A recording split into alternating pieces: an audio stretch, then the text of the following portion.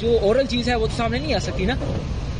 دیکھیں، فوج نے الیکشن بالکل ٹھیک کروائے ہیں. جو فارم 45 ہے وہ آج بھی پورا ہے. دوبارہ الیکشن کرانے کی بھی ضرورت نہیں، صرف فارم 45 اکٹھے کر لیں، اس کے اوپر سارے رزلٹ کلیئر ہو جائیں گے. آپ کو کیا لگتا ہے کس پارٹی کے لوگوں نے یہ جیتا ہے پھر؟ کمشنر صاحب یہ بتائیے گا جو آر او نے ریزلٹس روکے تھے، کیا اس میں بے ضابطگیاں ہوئی ہے؟ کیا کہیں گے آپ؟ بالکل بے ضابطگیاں تو چھوٹا لفظ ہے. جو یہاں پہ ہوا ہے کہ جو لوگ آزاد امیدوار 70-80 ہزار کی لیڈ سے جیت رہے تھے، ہم نے ان کو ہروایا ہے اور ان کے اوپر جعلی مورے لگا کے سب کو ہروایا.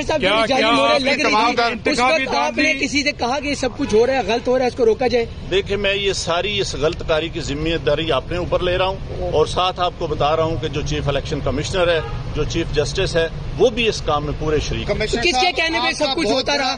یہ اتنا سب کچھ ہوا آخر کس کے کہنے پہ ہوتا رہا؟ آپ کے اوپر کوئی دباؤ تھا؟ کس نے ایسا کیا؟ میرے اوپر کوئی دباؤ نہیں ہے.